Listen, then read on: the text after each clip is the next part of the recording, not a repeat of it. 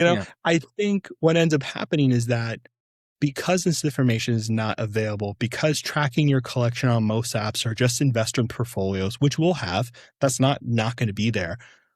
But there has to be a place that distills the stuff so it can keep track of value and rarity, not just what someone had paid for it on eBay. Because that's not a real assessment of something's value. That's just what you can sell it for.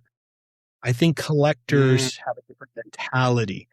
And a lot of us, some of us came into this as investors. Some of us came as childhood collectors. Some of us came as casually.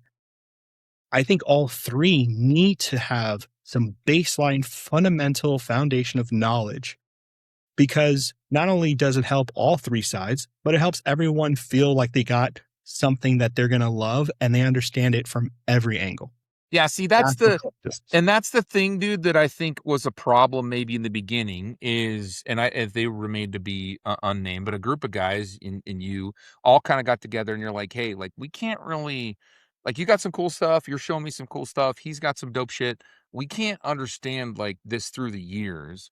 What if we started this site, started archiving it all, and then started just making that available for the intent of, and you said that, like, yeah, we want an investment portfolio, but mostly it's an intent to, like, just curate it. So, yeah, they're getting into sports stuff that's easy to access, but here's like every Marvel set over the years. And the interesting thing, dude, is there was a time, like on 2014, for example, in Premiere, that Jusco was actually doing sketch cards. And so you could go into this set now. You can see the base card art. You can now see if there's any printing. Oh, don't do this to me, brother. I just added it to my wish list. Yeah. So you could say, hey, this is a card I'm looking for. So now, this is the other thing, another one of the reasons why Bill and I really wanted to kind of get this podcast out here selfishly, is so that when you have your chases or collector has his or her final piece, you can then just say it to the universe. You know, really what I'm looking for is I have all three printing plates. I'm looking for this fourth printing plate for this final rainbow. It's a universal e-pack. You know what I mean? It's like it's getting everything that e-pack is like, and e-pack is so bare bones in so many ways. It's missing so many things that like this adds, that it's like, this is almost a necessity. You know what I mean? This is not even bordering on luxury anymore, having this kind of stuff, especially as we go into the future. God, 24, the 2012, twins, dude. I have one box of 2012. I opened 2012 and I got a booklet of Daredevil and Elektra, dude, because of course I did.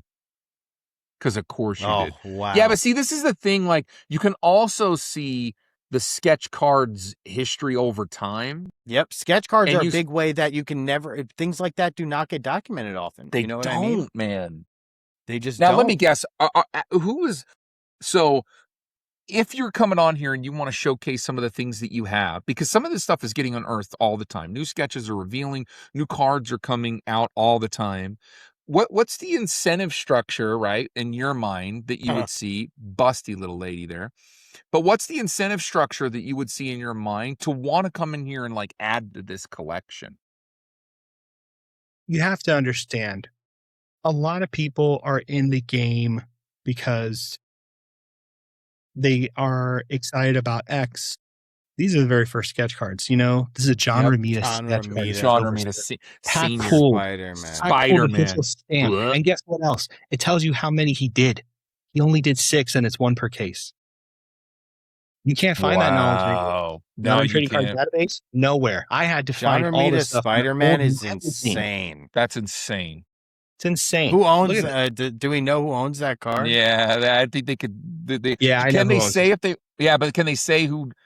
Can they choose to remain? Yeah, we don't know who that person is, but that's good for them. We are adding a feature so you can remain anonymous, or what will happen is you can befriend this person and just happen to know them, and then you'll see their collection. So it'll be shown to friends only. Yeah. Oh, like I'm okay to have my homie look at my curated stuff because he ain't gonna weaponize it. Beautiful quality of life there. Oh my gosh, bro. This is stupid. If you don't know who Mike Dodato is, Jr., he's a massive massive, massive comic book artists. And for this to even be on here, did you see the skybox stamp? What's with the skybox stamp on that thing? Look at that. That's the embossed stamp. That's also the thing to know what the official stamp is, because there can be fakes. So how do you know what Mike's signature looks like from a pack pooled? It's on collectors. The incentive for collectors, we were talking about this a couple episodes back. Where there is money flowing, fraud is growing. And what's happening right now in this collection space is you have a lot of money flowing to this. Gary Vee's telling you, you know what's going to go up in 10 years? Fictional characters.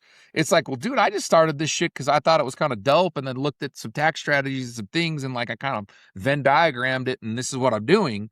But for some people, they've like sunk real bread over decades into this, like Fuller, Matty Ice, OCD. And he takes fake sketch cards very seriously. Yes, he's like, no, that's a fake. You can tell because of this. But what happens when that knowledge base is gone and these godfathers are gone and they can't guide us or lead us anymore? What you need is this.